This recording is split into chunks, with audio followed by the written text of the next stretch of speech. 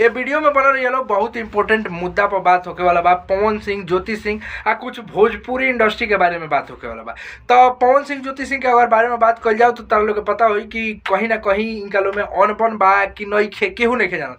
काहे से कि ऊ कुछ खुल के नहीं कहत, ई कुछ खुल के नहीं कहत। अभी सोशल मीडिया पर भैया कुछ ऐसा नहीं आवत कि जैसे कि हमनी के मानल जाए कि पवन सिंह एक के साथ बालोग। अब ज्योति सिंह कहत रही कि हाँ हम पवन सिंह के इशारा पर कारा काट जाता नहीं, लेकिन का जाने इशारा बा कि नहीं है। लेकिन ये मुद्दा पर बहुत इंपॉर्टेंट बात बतावे वाला बनी, साथ में बात करे वाला बनी एक जना भोजपुरी के इंटरनेशनल चोर, जवन की माने भोजपुरी के कैंसरे बाड़न एक जना, ठीक बा। आ एगो हई जना के लोगवा का कहला भैया हाँ, ज्यादा कुछ कहला के जरूरत नहीं है। एक जना ई या एक जना ई, दोनों जना मिल के भोजपुरी के खा गइल बालो। सबसे पहले भैया हमनी के बात कर जाई ज्योति सिंह आ पवन सिंह के बारे में। ज्योति सिंह पवन सिंह के बारे में क्या कहना?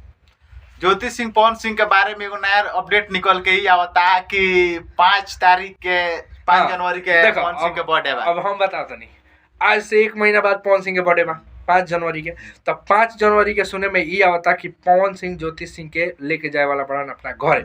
हाँ, कैसे कि वो दिन स्पेशल दिन हुई। अब बहुत लोग के मन में सवाल हुई कि दोनों जना में अनबन बा कि क्या बा। तो अगर दोनों जना में अनबन हुई तो वो दिन दिख जाए भैया, दिख जाए कि ना। अगर मान ली कि पवन सिंह ज्योति सिंह के नैखन बुलावा तो ऐसा दिख जाए कि हाँ कुछ ना कुछ गड़बड़ बा। आगे जौन बा कि प्रोसीड करें, जैसे कि बात होत रहे कि पवन सिंह जनवरी में शादी करे वाला बड़ा, तो आगे ऐसा के कुछ हुई। अगर बात कर जाओ कि लेके चल जा तो लेके चल जास तो एकरा ले अच्छा तो कोनो बात नहीं हो जा। सब के रही आ सब के मुंह में करिको पोता जाई, करिका पोता जाई।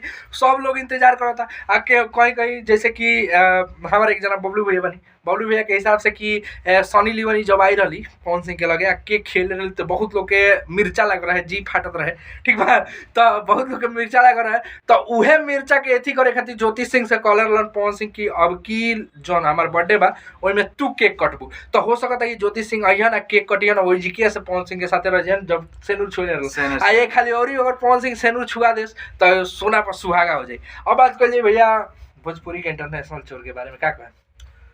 हम कहेम न कहे के मतलब भी भैया कि ये लोग के जैसे कहल कर जितने उम्र ढलेला उतने बुद्धि काम ना करला।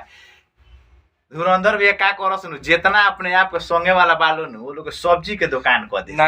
देखी कहीं ना कहीं संगे वाला के मेटर नहीं के निकला तभी लोग YouTube पर ढूंढता लोग कि केकर गाना कैसन बा बजाता। हां केकर गाना बजाता, केकर गाना बा तो ओकर छोरा के लगा दे। ई शुरुए से आओ का इनका लोग रहल बा का औकात बा, ई सब केहू जानता, ठीक बा। शुरुए से रहल बा कि दूसरा कोनो के गाना चुरा के एकनी के अपना के जैसे कि छकई पहले करत रहनी, सीधा बात कही पहले छकई करत रहनी, ताली बजा के एथी में चलावत रहनी, लोग कहेला, ठीक बा। जाके यूट्यूब पर सर्च मार लियो, पहले छकई करत रहनी ओहू में ई कहनी आ ओही में से जब निकलनी तो ई साथे साथे ऐसा लोग के रख लेनी इहो ताली बजा के खाली कुकुर खानी हेगा जीव क के देखत रहलन केने कंटेंट बा केने कंटेंट बा कि होकर उठाई अब भोजपुरी के जियान करी। एगो लइका बेचारा 9 साल मेहनत कइलस गावे खातिर, तनिया से बोलला तले ओइ पे भेल गइले 1000 गो गाना उ कइले बा, 1000 गो गाना नइखे चलल। एगो देवी माई के कृपा भइल गाना चल गइल आ जैसे गाना चल गइल हमार धुरंधर भैया तो एकदम कुकुर खानी तैयार बड़न। एकाली पोंछ हिलाते अइलन फटाक दे धुन उठा के आ गा देलन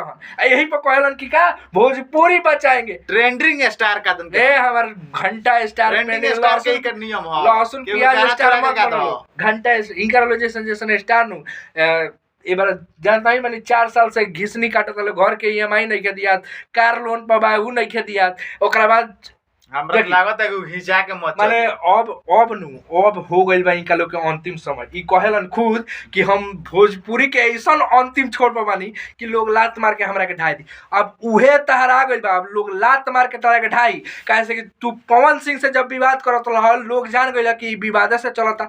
तो अब तू पवन सिंह से हट के कोई गो लइका हम खड़ा कर देम भैया जौना के जिंदगी तू खा गइल, कोई गो लइका खड़ा कर देम जौना के जिंदगी तू खा गइल। बात बाकी ना कोई गो कैरियर खा गइल। हां कोई गो कैरियर खा गइल, खाली तू ही रहब और लोग के इंडस्ट्री में जगह नहीं खे ना रह दी। इनका लोग के बहुत अच्छा से हमनी के रियल के एकदम बनावे वाला बानी सन। तू लोग इंतजार कर लो, वीडियो आवे वाला बा। आ बाकी रियल RST ब्लॉग के सब्सक्राइब कर लो, वीडियो के ज़्यादा से ज़्यादा शेयर कर लो, लाइक कर लो। ऐसे ही वीडियो ये चैनल पर मिलत रही। का तारा लोग के वीडियो से का आई कमेंट बॉक्स में जरूर बताइए। मिलते हैं अगला वीडियो में, तब तक आदि नमस्कार।